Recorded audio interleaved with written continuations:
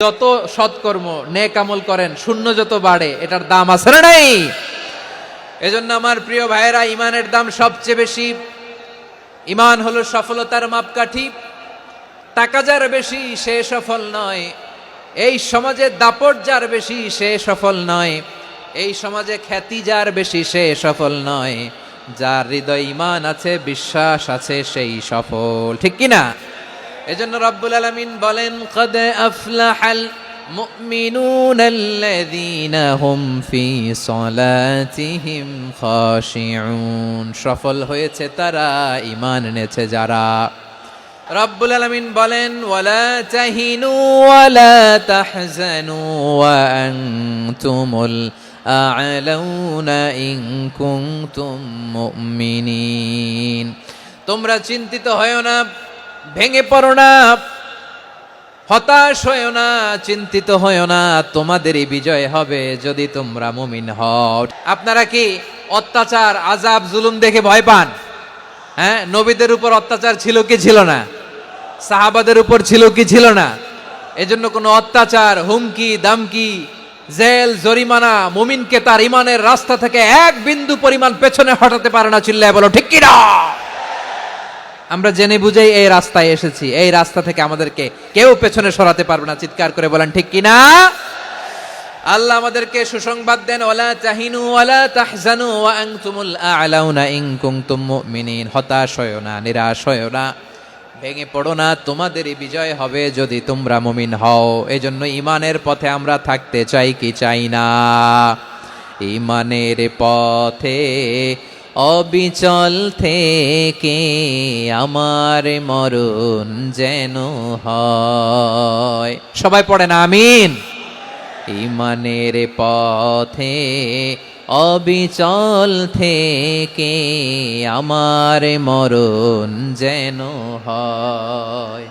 তোমারই কাছে মিনতি আমার, তোমারই কাছে মিনতি আমার, মহামহিম দয়াময়। ঈমানের পথে অবিচল থেকে আমার মরণ যেন হয়। পড়েন আমিন। তাহলে ইন্নাল মুসলিমিনা ওয়াল মুসলিমাতি, আল্লাহ বলে যে নারী এবং পুরুষ আমি আল্লাহর বিধানের সামনে আত্মসমর্পণ করে তাদের আমি ভালোবাসি। আবার যে নারী এবং পুরুষ আমার উপর, আখিরাতের উপর, নবীর উপর বিশ্বাস স্থাপন করে তাদেরকে আমি ভালোবাসি। বিশ্বাস হলো সবচাইতে দামি, ঠিক কিনা? তাহলে মুসলিমিন মুসলিমাত গেল, মুমিনিন মুমিনাত গেল। এরপরে আল্লাহ তাআলা বলেন, ওয়াল কানিতিনা ওয়াল কানিতাত। অনুগত নারী ও পুরুষ, অনুগত, obedient to Allah, they present their highest loyalty to Allah। যারা আল্লাহর সামনে নিজেদের আনুগত্যের সর্বোচ্চ নমুনা পেশ করে, যারা আল্লাহর সামনে অনুগত হয়ে অটল থাকে, আল্লাহর আনুগত্যে নিজেকে যারা পেশ করে তাদেরকে বলে কানিতিন, কানিতাত। অনুগত বান্দা এবং বান্দি, অনুগত পুরুষ এবং নারী। অনুগত বান্দা বান্দিদেরকে আল্লাহ বড্ড ভালোবাসেন। আল্লাহ বলেন, হাফিযু আলাস সালাওয়াতি ওয়াস সালাতিল ওয়ুসতা ওয়া কুমু লিল্লাহি কানিতিন। তোমরা নামাজগুলোকে যত্নের সাথে আদায় করো, বিশেষ করে মধ্যম নামাজ, আসরের নামাজ। আর আমি আল্লাহর সামনে যখন দাঁড়াবা, আমি আল্লাহর সামনে যখন দাঁড়াবা অনুগত হয়ে দাঁড়াবা। আল্লাহর সামনে নামাজে যখন দাঁড়াবো অনুগত হয়ে দাঁড়াবো। আনুগত্যের সর্বোচ্চ টুকুন আমরা আল্লাহর সামনে পেশ করব। কেমন করে নিজের আনুগত্য প্রকাশ করতে হয় প্রিয় ভাইয়ের, আসুন বিষ্ণু ঈসা ইসলামের জীবনী থেকে দেখি। আল্লাহর হাবিব রাহমাতাল লিল আলামিন কেমন করে তিনি আল্লাহর সামনে আনুগত্য পেশ করতেন। আম্মা জানা আয়েশা রাদিয়াল্লাহু তাআলা আনহা বলেন, কানা ইয়াকুমু মিনাল লাইলি হাত্তা তাতাফাত্তারা কদামা। আমার নবী তাহাজ্জুদের নামাজে যখন দাঁড়াতেন, এত লম্বা সময় দাঁড়িয়ে দাঁড়িয়ে তিনি কিয়াম করতেন, কেরাত পড়তেন। দাঁড়িয়ে থাকতে থাকতে থাকতে থাকতে আমার নবীর বরকতপূর্ণ, আমার নবীর মোবারক পা দুটো এইরকম ফুলে যেত। আমার নবীর পাগুলো ফুলে যেত দাঁড়িয়ে থাকতে থাকতে। বিষ্ণু ঈসা ইসলামের পা ফুলে যেত। আম্মা জান আয়েশা এটা খেয়াল করতেন। খেয়াল করে বলতেন, ইয়া রাসূলুল্লাহ ক্বাদ গাফারাল্লাহু লাকা মা তাকাদ্দামা মিন যামবিকা ওয়া মা তাআখার। ও নবী, নিজের দেহের উপর কেন এত কষ্ট দেন? কেন রাত জেগে এরকম তাহাজ্জুদের জায়নামাজে দাঁড়িয়ে থাকতে থাকতে পা দুটো আপনার ফুলে যায়, কেন কষ্ট করেন? আল্লাহ কি বলে নাই, ও নবী আপনার আগের গুনাহ মাফ, পরের গুনাহ মাফ? আসলে বিশ্বনবীর কোনো গুনাহই নাই। নবীরা মাসুম হয়, নিষ্পাপ হয়। তারপরে বিশ্বনবীর মর্যাদা, স্ট্যাটাস বোঝানোর জন্য আল্লাহ বলেন, নবী আপনার আগের পরের সব গুনাহ আমি আল্লাহ মাফ করে দিলাম। আম্মা জানা এসে বলে, না নবী, আগের গুনাহ মাফ, পরের গুনাহ মাফ, আপনি মাসুম, নিষ্পাপ, তারপরেও তাহাজ্জুদের জায়নামাজে কেন এত কষ্ট করেন? বিশ্বনবী জবাবে বলেন, আফালা উহিব্বু আন আকুনা আবেদান শাকুরা। ও আয়েশা, আমি কি শুকরগুজার বান্দা হব না? আমি কি শুকরগুজার হব না? আল্লাহ আমার সব মাফ করে দিছে, ঠিক আছে, আমার গুনাহ নাই, ঠিক আছে, কিন্তু আল্লাহর নাজ নেয়ামত ছাড়া তো এক মুহূর্ত আমার পক্ষে বেঁচে থাকা সম্ভব না। সে আল্লাহর নেয়ামতের শুকরিয়া হিসাবে আমার কি শুকরগুজার হওয়া উচিত না? আফালা উহিব্বু আন আকুনা আবদান শাকুরা। আমি কি শুকরগুজার বান্দা হব না? ও আমার ভাইয়েরা, বিশ্বনবী ঠিক এমন ভাবে আনুগত্যের নমুনা দেখাতেন। এখানেই শেষ নয়, আম্মা জানা এসে বলেন, তাহাজ্জুদের জায়নামাজে দাঁড়িয়ে থাকতে থাকতে ফালাম ইয়াজাল ইয়াবকি হাত্তা বাল্লা লিহিয়াতাহু। আমার নবী কেরাত পড়তে পড়তে কাঁদতে কাঁদতে দাড়ি বেয়ে বেয়ে ওনার পানি ঝরতো। আর এক জায়গায় এসেছে হাত্তা বাল্লা হাজারাহু, নবীর জামা ভিজে যেত চোখের পানিতে। অন্য বর্ণনায় এসেছে হাত্তা বাল্লাল আরদা, সিজদায় লুটিয়ে পড়ে যখন বিশ্বনবী কান্না করতেন, বিশ্বনবীর চোখের পানি দিয়ে জমিন ভিজিয়ে যেত, জমিন ভিজিয়ে দিতেন। কি আনুগত্য, কি আনুগত্য!